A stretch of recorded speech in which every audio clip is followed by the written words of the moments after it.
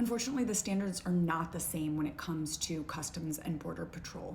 I'm Eliza Orlins, a career public defender for the last 13 years here in Manhattan. Generally, customs officials are able to stop you at the border even if there's no reasonable suspicion that you were doing anything wrong or that you have any contraband in your bags, and they can still search your bags. The government believes that this extends to searches of electronic devices, such as your laptop or personal cell phones. This is a contested legal issue, but they believe they have the right to search your electronic devices when you are crossing the border into the United States. Furthermore, customs officials do have the authority to ask you about your immigration status when you are entering the country. Now, technically, you only have to answer routine questions about your identity, but if you refuse to answer questions about the purposes of your trip, there is a possibility that that could detain you and that they could do further investigation.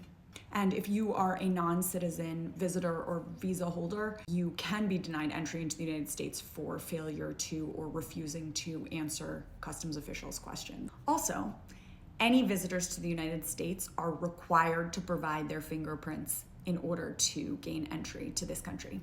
Customs officials have asked people to provide passwords or unlock their laptops when they are entering the United States. US citizens are not required to do that.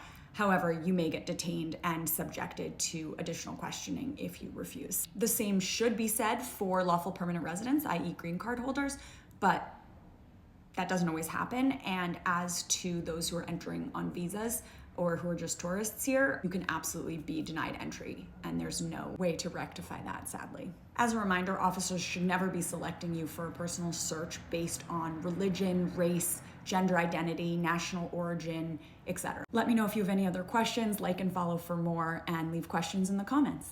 Thanks.